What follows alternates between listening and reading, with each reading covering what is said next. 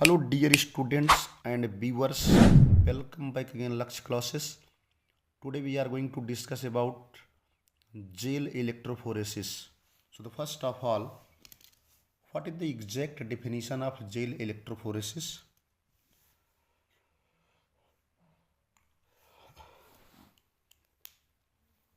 Gel electrophoresis is a technique. Gel electrophoresis क्या है? It is a technique. Jail electrophoresis एक तकनीक है used in separating the DNA fragments.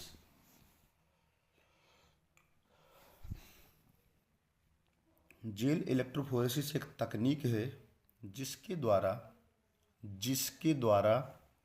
DNA के fragments को डीएनए के खंड को अलग किया जाता है एंड अदर माइक्रोमॉलिक्यूल और दूसरे जो बड़े बड़े माइक्रो मॉलिक्यूल हैं तो दूसरे बड़े बड़े लार्ज मॉलिक्यूल हैं उनको अलग किया जाता है by their size charge.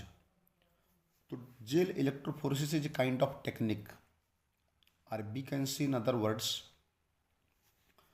Jail electrophoresis is a technique by which we separate और we can see in other words separation of DNA fragments and other micro molecule, जिसके अंदर डीएनए के खंड का और दूसरे माइक्रोमॉलिक्यूल्स का सेपरेशन करते हैं उनके साइज के आधार पे, चार्ज के आधार पे। लेकिन हम यहाँ पर केवल डीएनए सेपरेशन की बात करेंगे।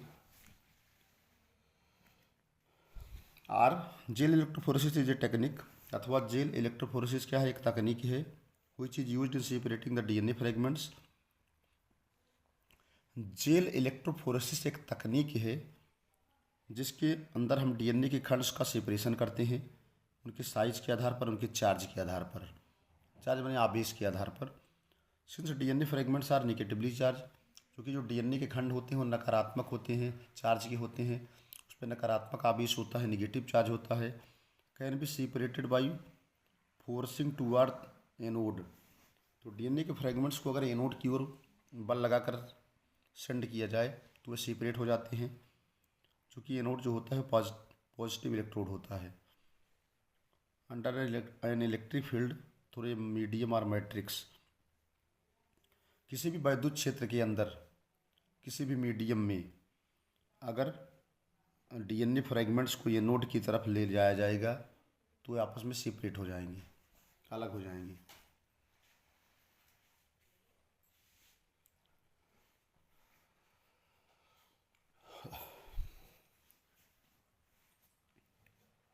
Electrophoresis involves running of a current through a gel containing molecule of interest, that is the DNA.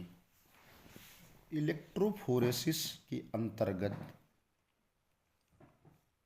धारा को, करंट को जेल कॉन्टेनिंग मॉलिक्यूल, जिसको हम इंटरेस्ट डीएनए कहते हैं।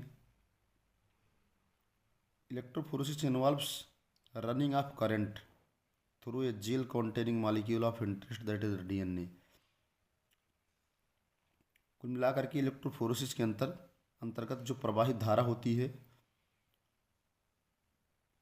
जिसमें जो डीएनए होता है, जिस इंटरेस्ट डीएनए का मतलब होता है वह डीएनए जिसको हमको जेल इलेक्ट्रोफोरेसिस के अंतर्गत सेपरेशन कराना है, उसको हम उस इलेक्ट्रिक करंट के अंतर्गत रख देते हैं। Most commonly used matrix is the agarose. ज़्यादातर जो कॉमनली यूज होते हैं मैट्रिक्स या पदार्थ वो एगैरोज जेल होते हैं, जो कि एक नेचुरल पॉलीमर है। किसका? एक्सट्रैक्टेड फ्रॉम सीवीड, जिसको समुद्री खरपतवार से निकाला गया है। यहाँ पर एक नोट लगा है, agarose comes as a dry powder flake. Agarose जो है एक ड्राई पाउडर फ्लैक के रूप में पाया जाता है। When agarose heated in a buffer, agarose को जो है बफर सॉल्यूशन के अंदर हीट किया जाए, गर्म किया जाए। बफर क्या है? Water with salt. तो क्या होता है? It allows to cool. गर्म करने के बाद अगर इसको रख दिया जाए ठंडा होने के लिए तो यह एक सॉलिड स्लाइटली स्क्वेरिश जेल बनाता है।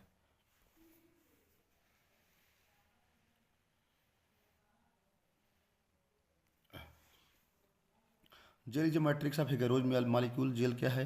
एक मैट्रिक्स है जो एगेरोज मालिक्यूल का बना होता है। That are held together by the hydrogen bond, जो एक दूसरे से हाइड्रोजन बंध के द्वारा जुड़े होते हैं। And form the tiny pore, और छोटे छोटे पोर बनाते हैं। At the one end of the gel packet like indentation called wells where the DNA sample is placed. At the end of the gel packet के end पर वहाँ पर खरोच नुमा संरचना होती है जिसको बेल कहते हैं। उसी बेल के अंदर डीएनए सैंपल को लोड किया जाता है, प्लेस किया जाता है। अभी डायग्राम में आगे दिखाएंगे। Gel must be placed in the gel box, gel को जेल बॉक्स के अंदर अवश्य रखना चाहिए। One end of the box is hooked to the positive electrode, box का एक सिरा जो होता है धनात्मक इलेक्ट्रोड से जोड़ दिया जाता है, जबकि whereas the other end is hooked to the negative electrode, जबकि दूसरा सिरा जो है नकारात्मक इलेक्ट्रोड से टाइट कर दिया जाता है। End of the well with gel, जो छोटे छोटे बेल होते हैं, कुएँ जैसी संरचनाएं होती हैं। बेल का मतलब कुआं होता है, या छोटे छोटे माइन्यूट जो है साइक लाइक स्ट्रक्चर हैं जिनको बेल कहते हैं। बेल के अंदर जेल भरा जाता है, उसकी position toward the end of the well with gel, कुल मिला करके बेल के अंदर जो है जेल भर देते हैं, और उसकी जो पोजीशन होती है वो नेगेटिव इलेक्ट्रोड की तरफ होती है।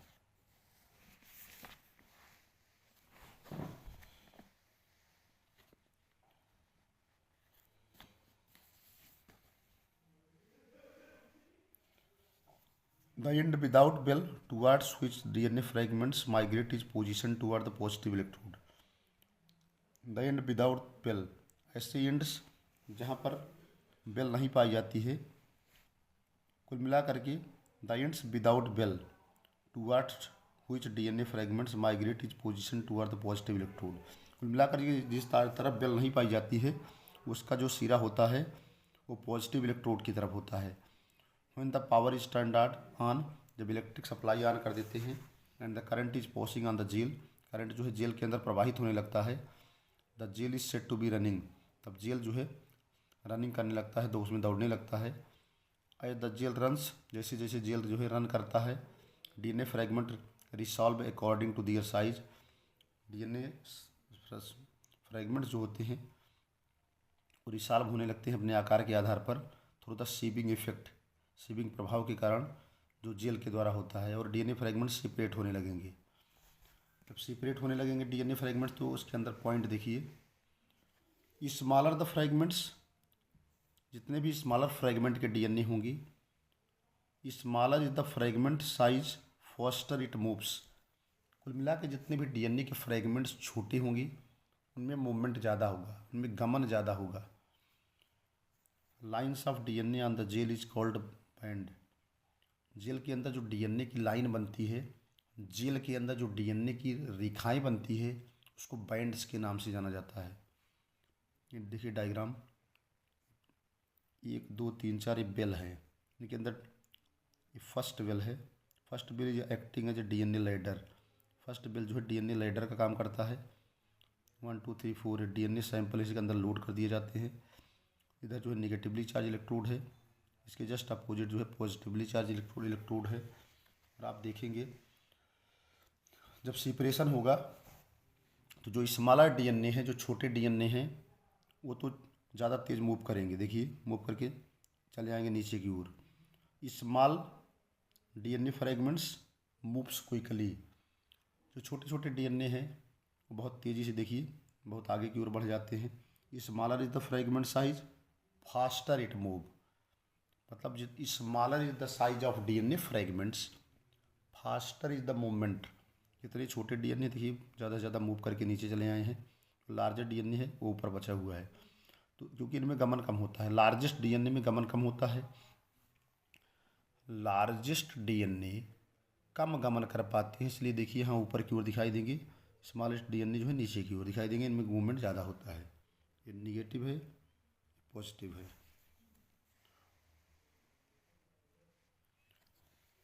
Separating DNA fragments can be visualized only after staining the gel, जितने भी डीएनए सेगमेंट फ्रैगमेंट्स अलग होते हैं उनको हम केवल तभी देख पाएंगे जब उनकी स्टेनिंग करेंगे, जेल की स्टेनिंग करेंगे फ्लोरोसेंट डाई के द्वारा, जिसका नाम है इथिडियम ब्रोमाइड। और उसके बाद उस पर एक्सपोज करते हैं अल्ट्रावायलेट लाइट। यहाँ पर नोट लगा है, we can not see the pure DNA fragments. हम प्योर डीएनए फ्रेगमेंट्स को नहीं देख सकते हैं। क्यों? We can not see the pure DNA fragments in visible light without stain. कुल मिलाकर के प्योर डीएनए फ्रेगमेंट्स को बिना हम स्टेन के जो है विजिबल लाइट में नहीं देख पाएंगे। Bright orange colour bands the DNA in the ethidium. Ethidium के अंदर जो डीएनए होता है ब्राइट ऑरेंज कलर की पट्टी बनती है जो डीएनए को इंडिकेट करती है।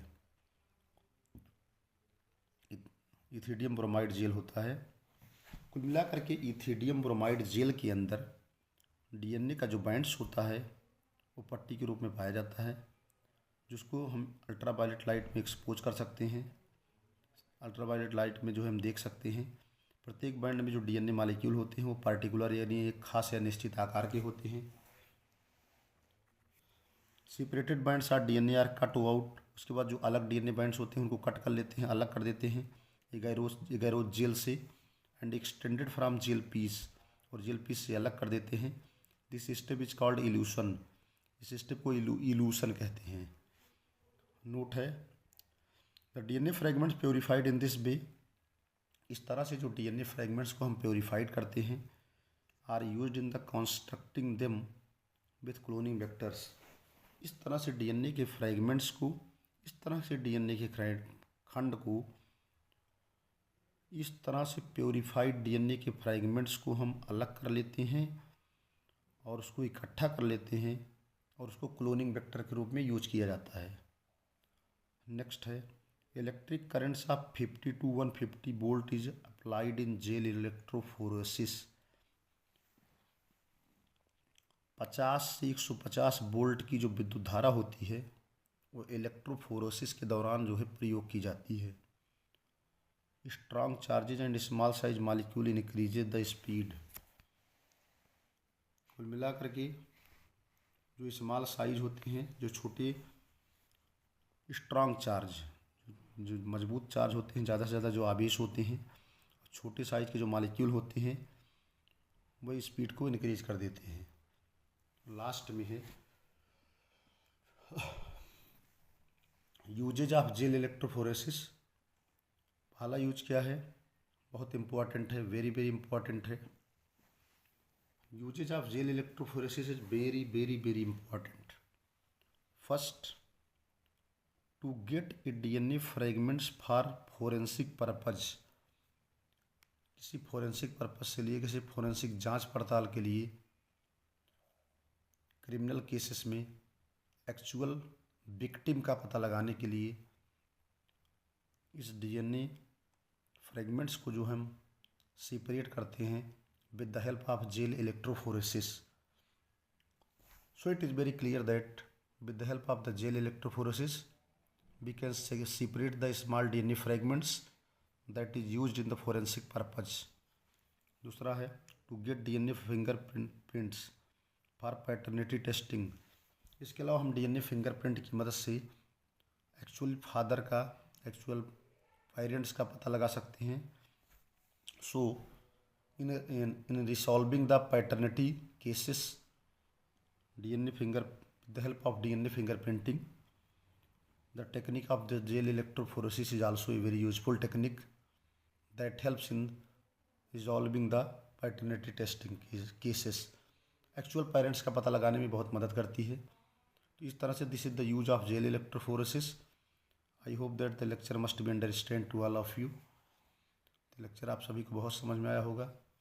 Thanks to all of you watching the video. Thank you.